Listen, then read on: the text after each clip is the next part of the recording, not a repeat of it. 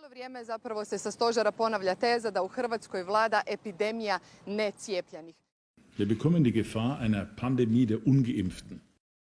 Was wir im Moment erleben, ist eine Pandemie der Ungeimpften. A pandemic of the unvaccinated. We are seeing an outbreak of the unvaccinated. This is an epidemic or a pandemic of the unvaccinated. This is becoming a pandemic of the unvaccinated. This is a pandemic of the unvaccinated.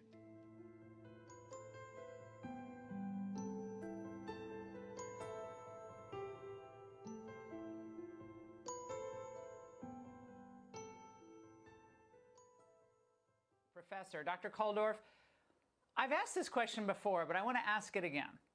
It's important for everyone to understand what he's really saying. Is it accurate to call this pandemic and the mutations that are arising as one of the unvaccinated? No, we shouldn't make that distinction. This is a pandemic for the whole population. In the plan, they claim that this is science-based, but that's not correct.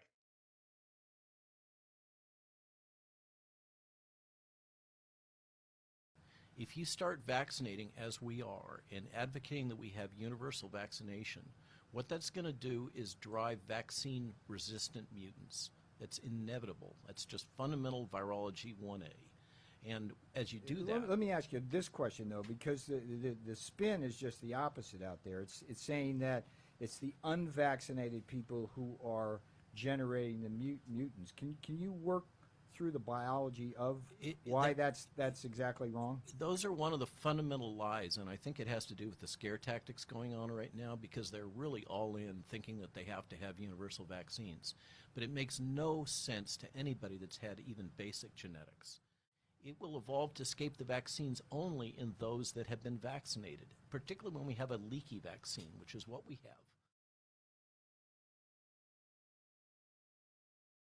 Les nouveaux variants sont vraiment la production, la résultante des vaccinations.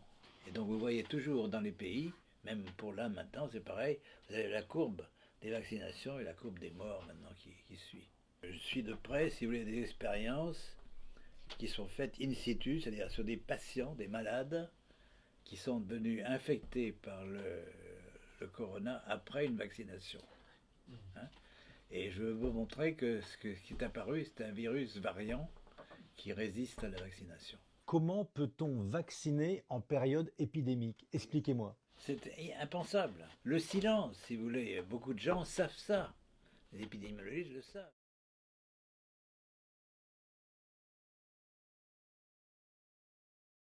New infections and deaths are rising steadily in Britain, despite 3/4 of people being fully vaccinated. Andrew Pollard had this warning to MPs. I think we are in a situation here with this current variant where herd immunity is not a possibility because it still infects vaccinated individuals. And I suspect that what the virus will throw up next is a variant which is perhaps even better at transmitting in vaccinated populations. And so that's an even more of a reason not to be making a vaccine program around herd immunity.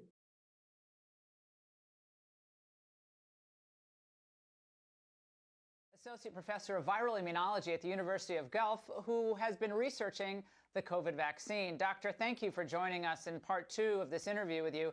Is it accurate to now call this a pandemic of the unvaccinated, or do you think those who are vaccinated could also be contributing to the emergence of these new variants? Hi, Laura. Thanks for having me back. Absolutely, it's untrue to be calling this a pandemic of the unvaccinated. In fact, I would argue that, and it's certainly untrue, this flipping of the messaging to scare people into thinking that the unvaccinated are somehow driving the emergence of novel variants. This goes against every scientific principle that we understand. The reality is the nature of the vaccines that we are using right now and the way we are rolling them out are going to be applying the selective pressure to this virus to promote the emergence of new variants. And that's exactly what we're doing. Our vaccines are focused on a single protein of the virus. So the virus only has to alter one protein. And The vaccines don't come close to conferring sterilizing immunity.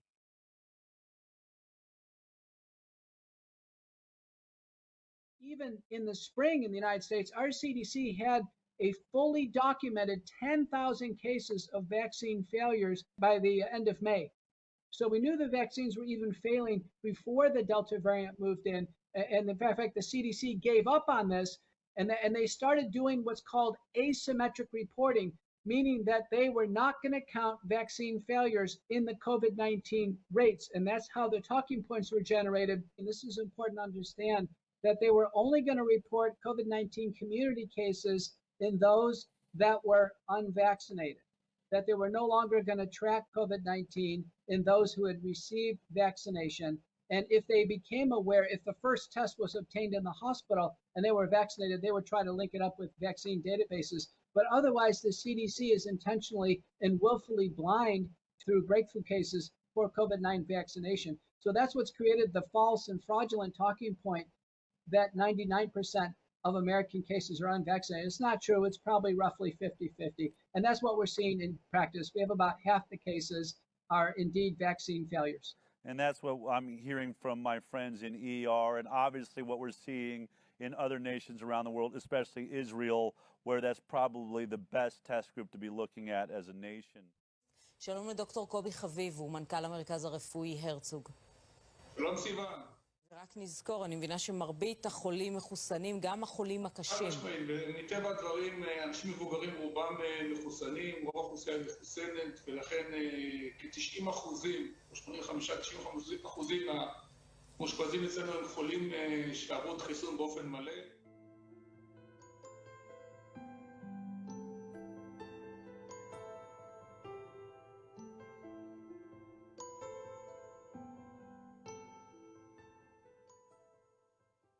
Aktuelle Zahlen aus Island und Israel sind durchaus alarmierend.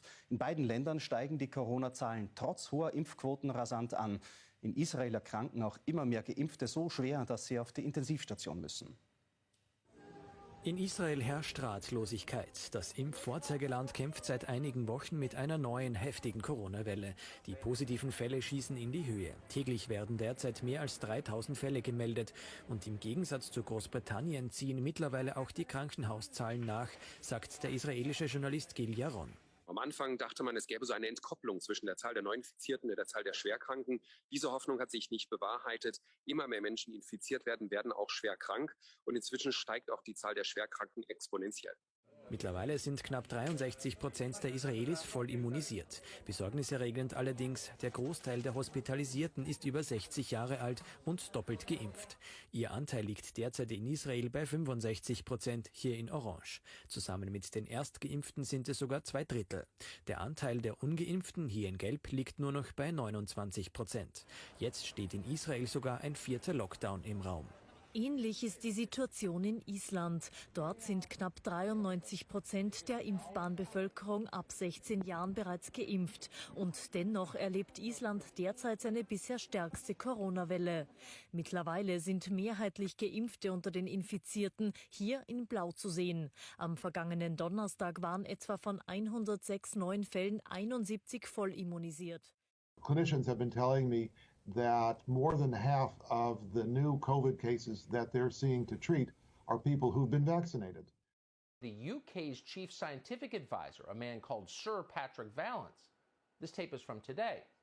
In terms of the number of people in hospital who've been double vaccinated, we know it's around 60% of the people being admitted to hospital with COVID have been double vaccinated.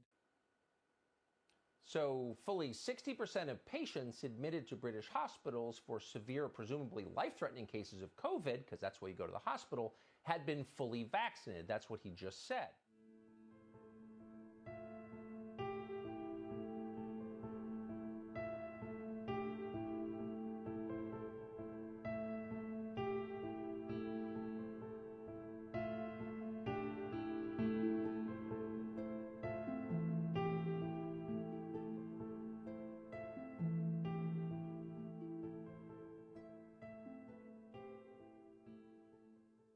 Robert Malone, who's the inventor of mRNA vaccines, recently shared this link to a thread by Corona Realism. and he says, "This is worrying me quite a bit. Something really odd is going on. In Europe, we are seeing surges at many places where most of the population has already been vaccinated.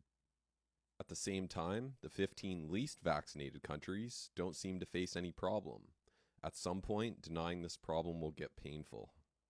Cyprus currently has the most COVID cases per capita on Earth, yet before the most recent wave began, they had already vaccinated the majority of their adult population. The island of Malta has the highest vaccination rate in the Western world and also currently has one of the steepest inclines in cases." Here's an article from Bloomberg, April 18th. Global COVID cases hit weekly record despite vaccinations. Here's an article in the Hindustan Times. Hungary's COVID-19 mortality rate rises despite having high vaccination rate. Here's an article from an Australian news site, May 14th. UK virus cases begin to rise despite high vaccination rate. Despite having one of the world's most successful vaccination campaigns, virus cases have begun to surge in some UK cities, worrying authorities. New York Times. Despite Chile's speedy COVID-19 vaccination drive, cases soar. The Indian Express. Despite high vaccination rate, COVID cases surge in Israel. Here's one from Reuters, June 17th. Hundreds of Indonesian doctors contract COVID-19 despite vaccination. Dozens hospitalized. India fights COVID. Worst hit, Maharashtra has administered the most number of vaccines so far. Kada koristite naučne metode, one su objektivne i neutralne i neumoljive. Ovaj trend vrlo ubjedljivo pokazuje što više vakcinisanih, to više zaraženih.